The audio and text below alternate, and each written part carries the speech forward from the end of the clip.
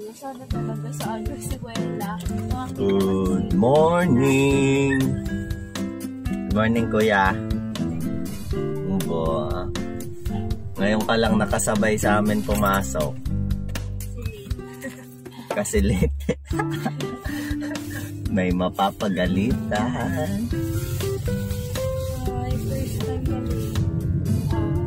Tinatala na tayong certificate. Oo.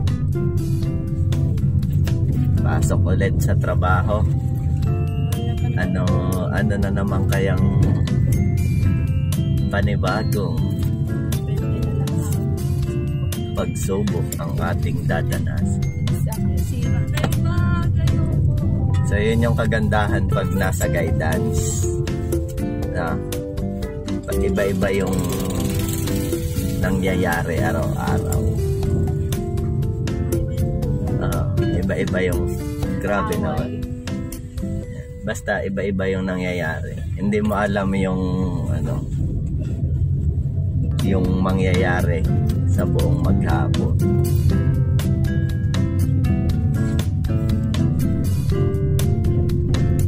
Siyempre kasama pa rin natin si Nining, si Jasmine. Nasaan si Nining? Saan na? Nasa katago sa likod. Tapos si B-Boy. Sinong unahin? Kami. Kayo. Hindi namin. Ay, wag tayo na nga. Ano lang tayo na sa gate. Naabot pa kayo? Hindi tayo ipasok tayo. Ay, sa gate lang talaga pagka kayo. Oh, sige. Bibili na ako. Wala ka tatanggap pa naman sa hala! Ano po din? Masabutiga lang yun. Nakakatawa yun. Yung ating niload. Kasi na-repaint na to. Kambal, sabi nila sa konti. Layo, dilaw na yung kanila. Natawanan mo tong kotse natin. Grabe ka. So, ayun nga, na pinatawag tayo sa principal's office. Nag-chat sa akin si Madam Principal and sabi niya may nag-enroll daw na galing sa ibang school, bali transferee from other school. And siyempre, as a guidance counselor, ang target natin is alamin yung background, yung status ng estudyante. Ano ba yung reason kung bakit naisipan niya na mag-transfer? Mas malalim na dahilan kung bakit nag-transfer yung estudyante na yun. And so, since ganun nga, wala naman tayong pwedeng tanggihan na estudyante. And once na pumasok yung isang estudyante dyan, regardless kung ano man yung background ng estudyante na kailangan natin tanggapin sa school. And so, ang ginawa ko lang is kinausap yung estudyante kasama yung magulang.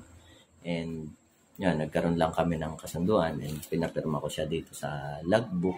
And ayun, ginawan ko din ng nilagay ko rin siya dun sa list na mga kailangang i-monitor na estudyante. And dito, nakalagay dito na kailangan niya mag-report dito sa guidance office weekly. And naka-schedule siya every Friday. So, nakausapin natin yung bata and i-evaluate natin yung bata. And alamin natin siguro for 2 or 3 months kung ano yung improvement ng bata base dun sa report din ng mga teacher or dun sa classmate. Siyempre naka-coordinate na yan dun sa teacher kung ano yung schedule din ng bata.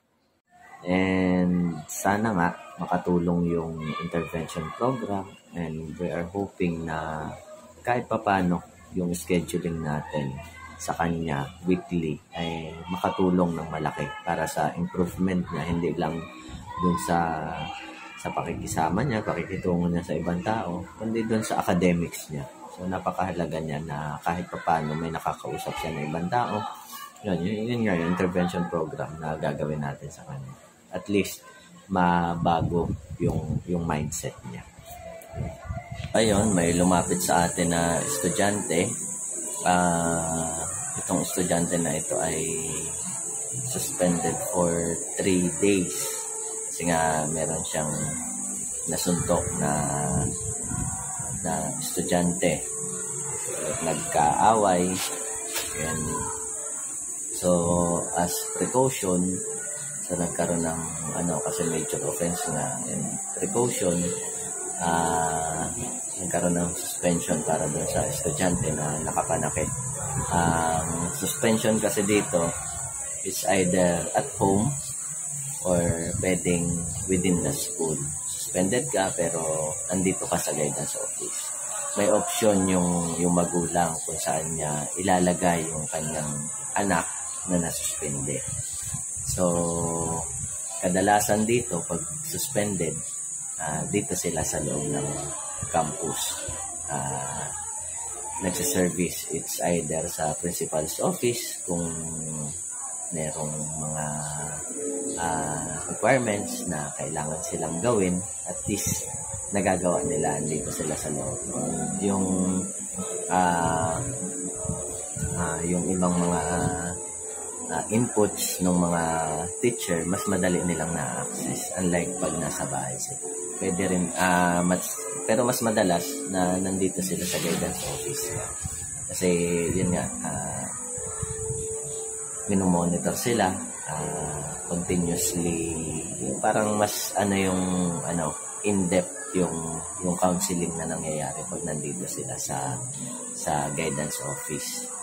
Yung suspension nila na 3 days ay dito nila ginagawa sa guidance office. So ito nga, bumalik siya dito kasi after daw nung suspension niya ay kinabukasan nakita siya nung kabarkada nung sinuntok niya.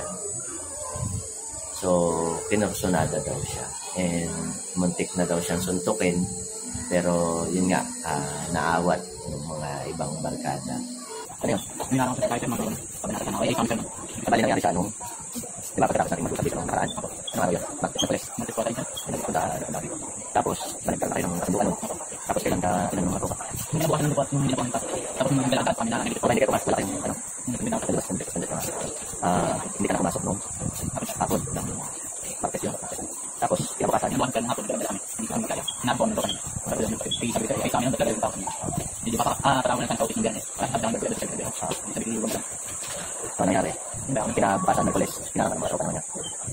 Pero wala siya doon. Wala. So itong mga tropa naman niya may problema sa iyo.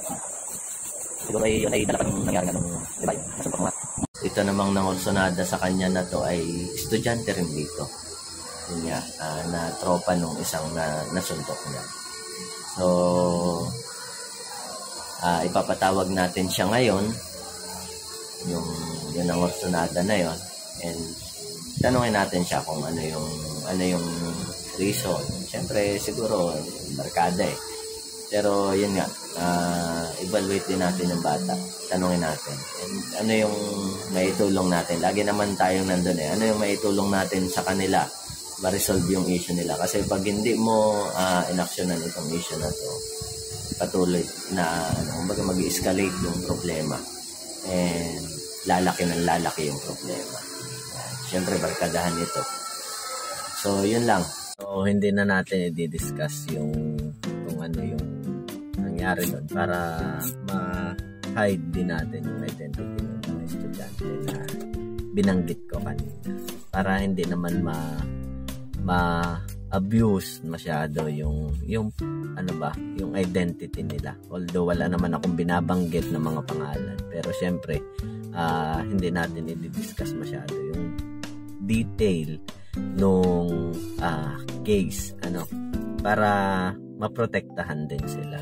And so yun nga,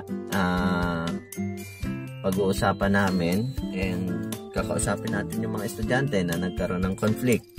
It's a long day, and although dalawang case lang naman yun, marami pa rin naman tayong ginawa doon sa school. Marami tayong pinasikaso na ibang trabaho.